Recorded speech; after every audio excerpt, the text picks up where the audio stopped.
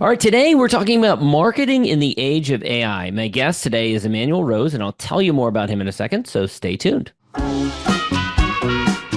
Welcome to the Smart Business Revolution podcast, where we feature top entrepreneurs, business leaders, and thought leaders and ask them how they built key relationships to get where they are today. Now, let's get started with the show. All right, welcome everyone. John Corcoran here. I'm the host of this show, and every week we feature smart CEOs, founders, and entrepreneurs from all kinds of companies. And if you check out the archives, we've got Netflix and Grubhub, Redfin, Gusto, Kinko's, lots of great episodes. So check that out. And before we get into this interview, this episode is brought to you by Rise25, where we help businesses give to and connect to their dream relationships and partnerships. We do that by helping companies to run their podcast and their content marketing. We are the easy button for any company to launch and run a podcast. We do three things: strategy, accountability, full execution, and all of those things are critical if you want to be successful in doing a B2B podcast. If you want to learn more about us and our platform, Podcast Copilot, you can go to rise25.com or email our team at support@rise25.com.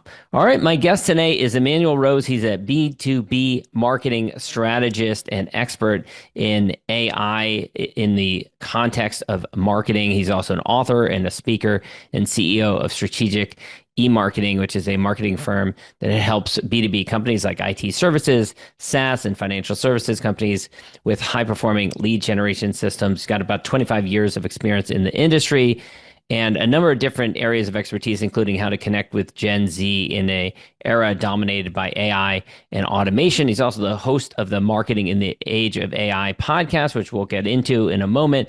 But before we get into that, Emanuel, pleasure to have you here today. And I want to hear this story about you sold seeds door to door in your neighborhood, motivated by the little teaser of getting a boomerang, which is an interesting choice out of the prize catalog, and also selling seeds too. So you grew up in the Central Valley of California, which is an agricultural area. So maybe people were more open to that offer when you knocked on the door. But tell me about little young Emanuel knocking on doors, selling seeds door to door. Yeah, we just picture early 1970s.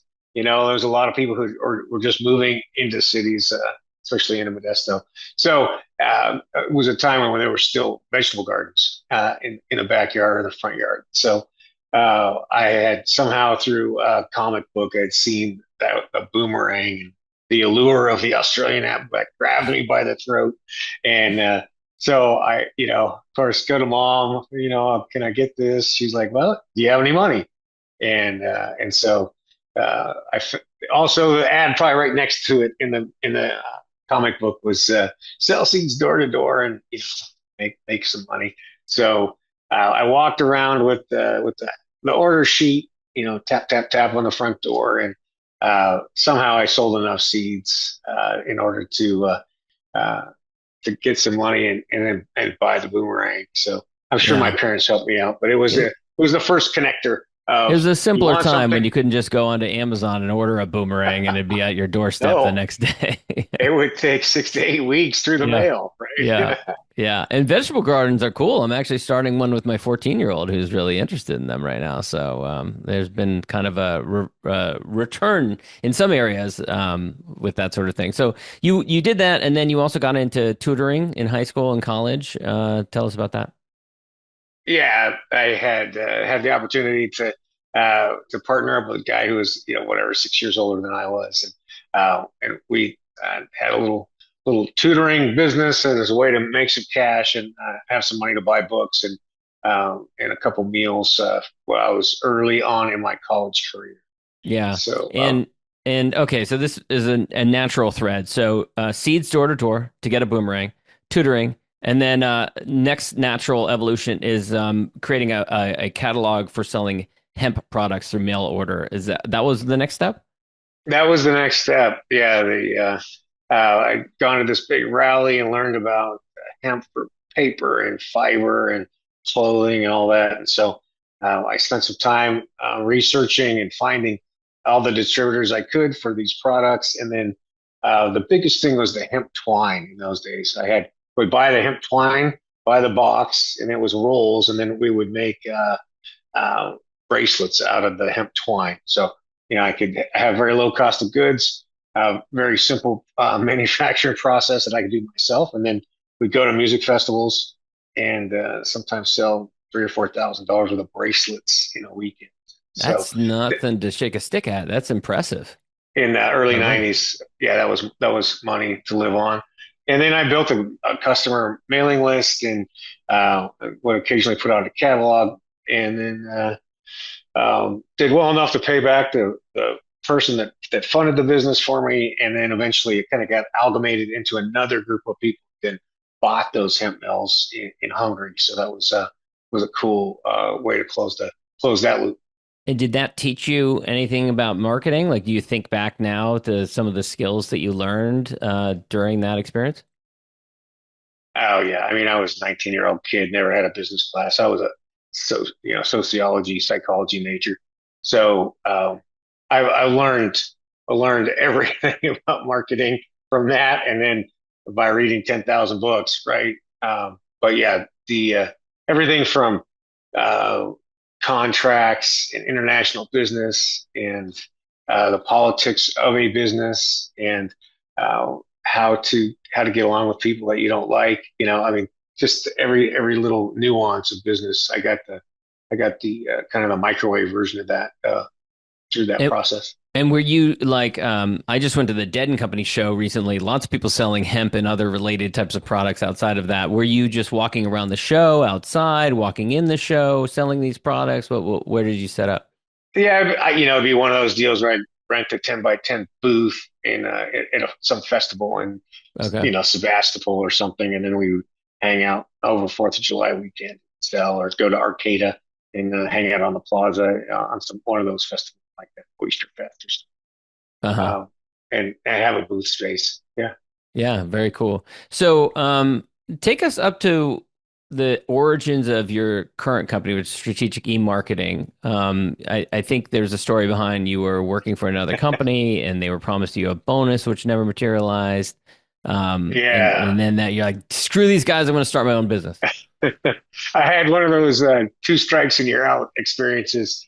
I've been in the electronics industry and built up a couple of successful product lines that to the threshold that I was supposed to get a pretty good sized bonus, which then that was reneged on, and so I quit that company. Then the very next role that I had, like they hired me as a change agent for the company. And then immediately upon hiring, they said, for the next 90 days, don't make any changes. And then about 4 months in, then I got the you're really not a match for our organization speech. And so, Why do so you think it wasn't a fit? Or did you feel you were a fit? it was a cultural thing. It really wasn't an organization that wanted to change. And they ended up 2 years later getting parted out and sold to three different companies because they just couldn't adapt to the changing market. So it was kind of the irony of it.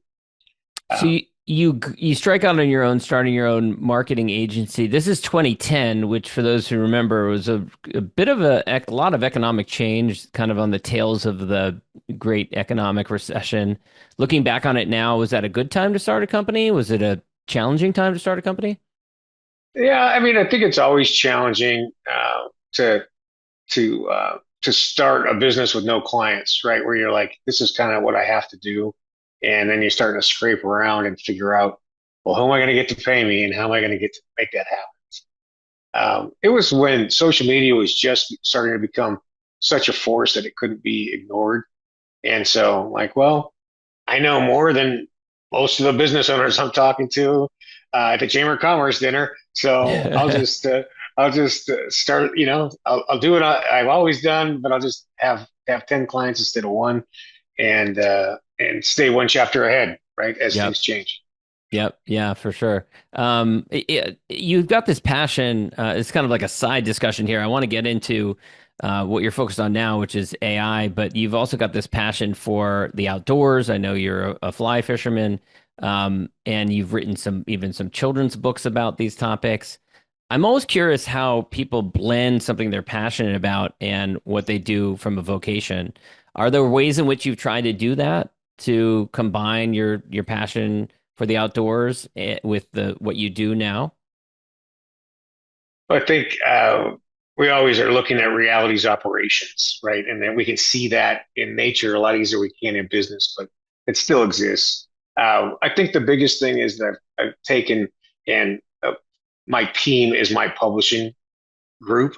So whether I'm writing a children's book or another book on generative engine optimization, I have a way to be creative, do my part, and then push it over to my team to get the finished product that's way more beautiful I could do on my own.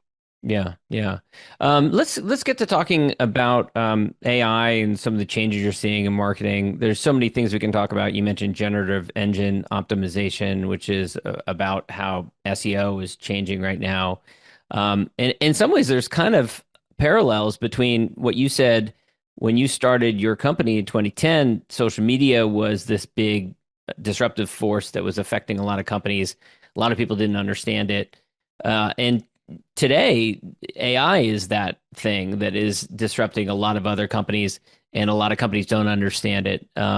Would you see parallels between those two? Yeah, for sure. I agree. They're very similar in that they're these big bubbles getting lots of press time, like creating this kind of FOMO amongst small business as well as all the way to Fortune 500 companies. I think the biggest difference is that the AI tool is so much more broad reaching and has so much more potential for winning time back for both us as executives and for businesses and their cost of goods of executives. Yeah. And with the companies that you're working with, are you finding that companies are open to it, or some companies are fearful of it, or some companies are just confused about it and not sure, how AI is going to affect things, especially from a marketing standpoint? Like, what are you seeing right now?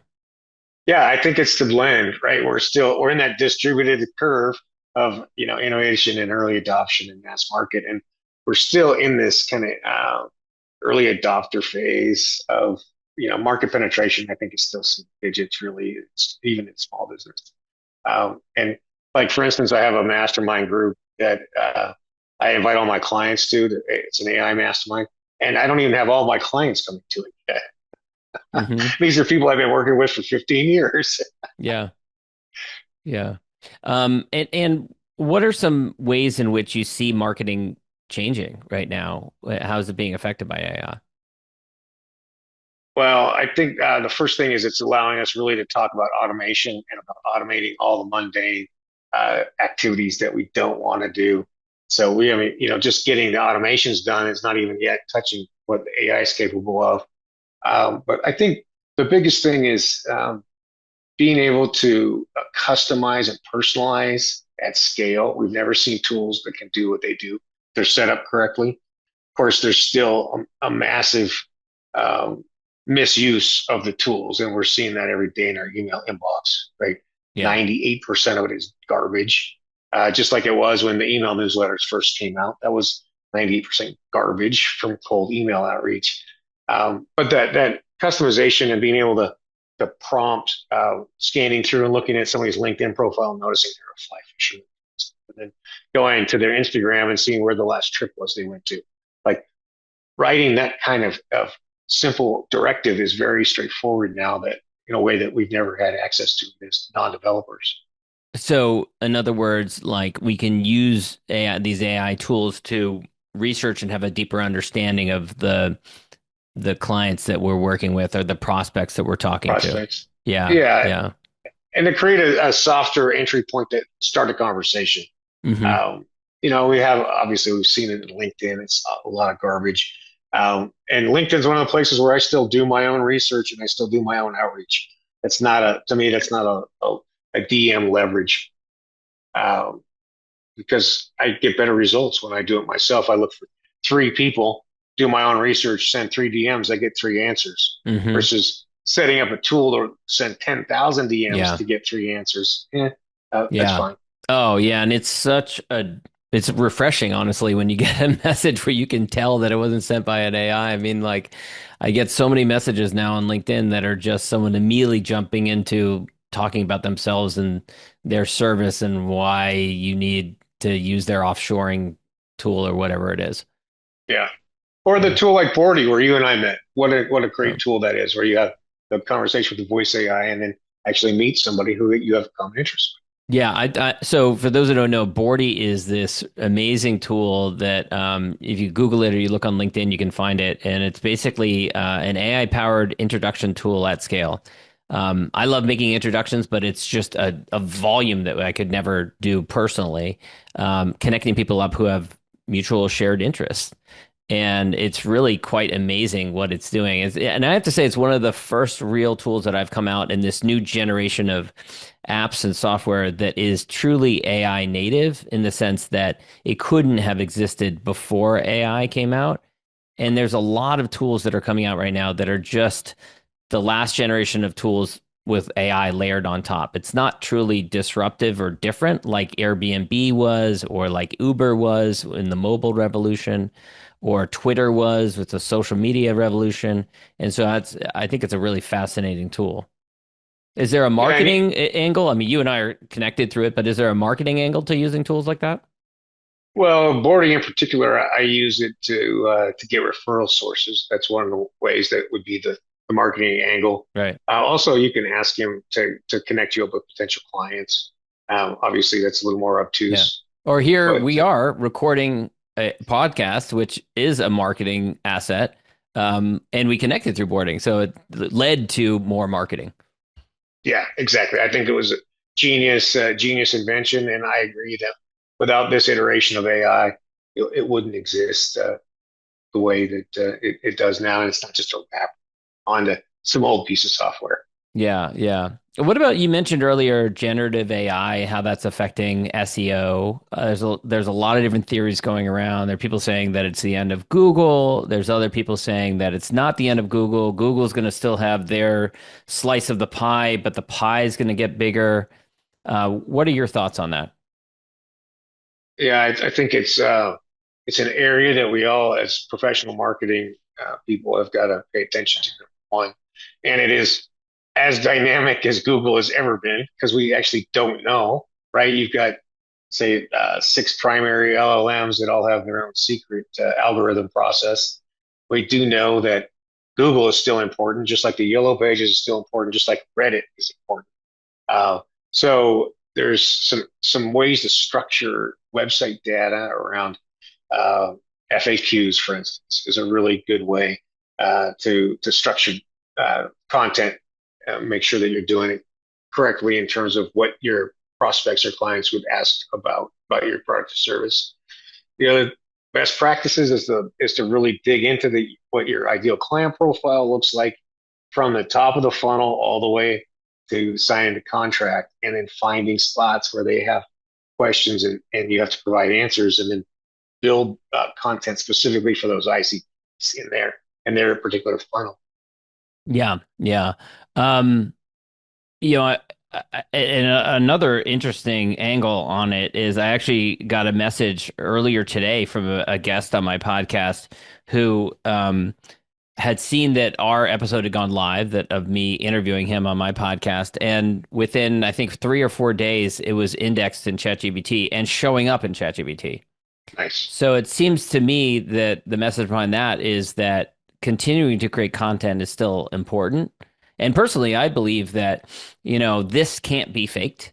And so, in an age where everything we see online, we're not going to know whether it's real or not. We watch a video, we won't be able to tell, was that real or not? Was that tweet drafted by a human or not? And so I think that we will value this sort of piece of authenticity so much more because all the other stuff we're not sure if it's true, if it's authentic, or if it's fake. That's another, I think, insight that we have to take from this current revolution.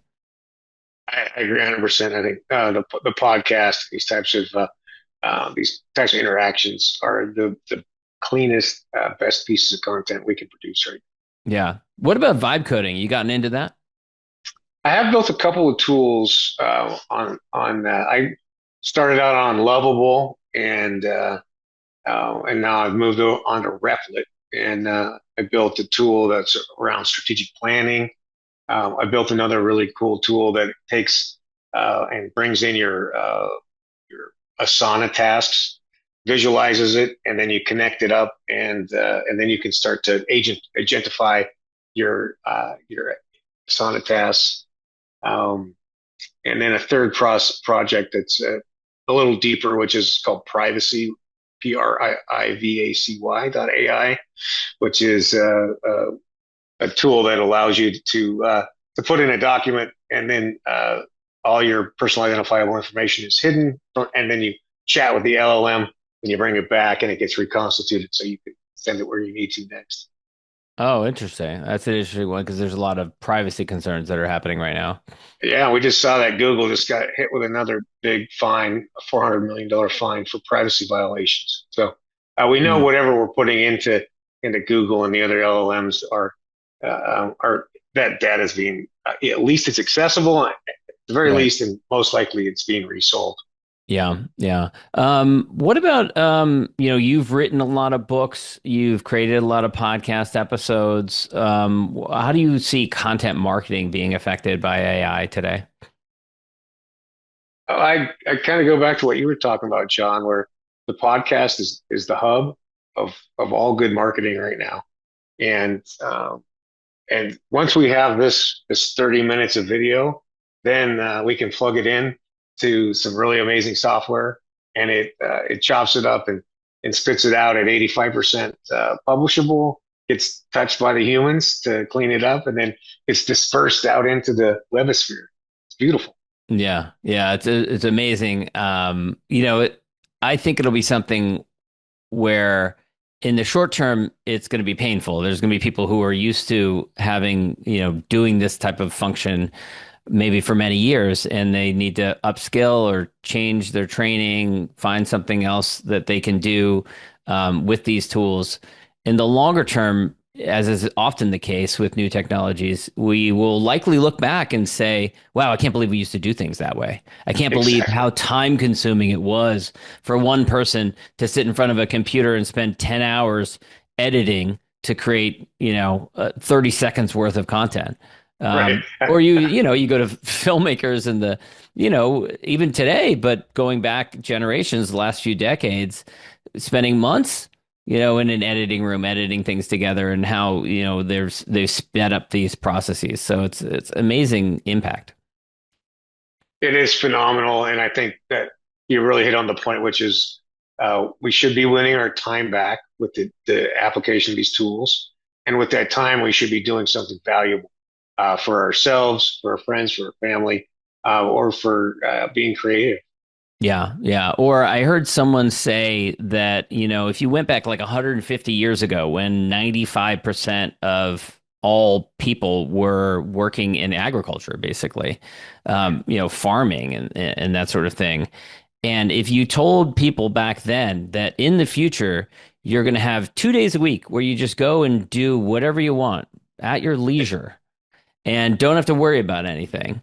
And that you'll be working like in a air conditioned office and not out in the field toiling, they probably would have said, that's crazy. I can't imagine that being possible. And yet we may be at one of these inflection points where maybe that changes even more. Maybe at some point in the future, it becomes commonplace for people to have 3 days a week of leisure. I don't know. Maybe.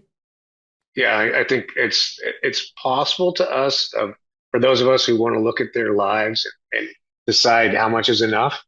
And then if I do only work 4 days a week, then what do I do with the other 3 days? And I think we have an opportunity for a second renaissance here to Yeah. bring back the arts and the mysteries of being human and not just working. What about you've written some books about Gen Z.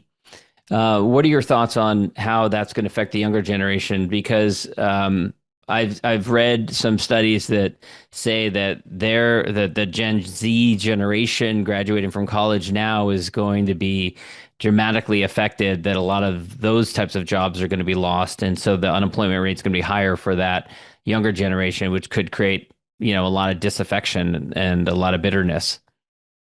Yeah, I mean, I'm not a forecaster of woe. I think that it's amazing how you know, this group of kids, number one, they don't really look at having a job the way you and I did getting out of college, right? Yeah. This is the side hustle economy, and a lot of them haven't even had a job, right? They've Hmm. been making money in lots of different ways. So I think there's lots of amazing opportunity for the ones who are driven and focused, and they have amazing skills, technology skills, and understand where it came from, where it's going. So Yeah. that part's cool. I like that. You know, as far as reaching out to those people, you just want to continue to have a CEO centered marketing process so that there's always a spokesperson that they can relate to, and that's the real secret with Gen Z. Yeah. Well, speaking of that, what do you say to companies where the CEO maybe isn't the best spokesperson for their company or is reluctant to be front and center and be that spokesperson?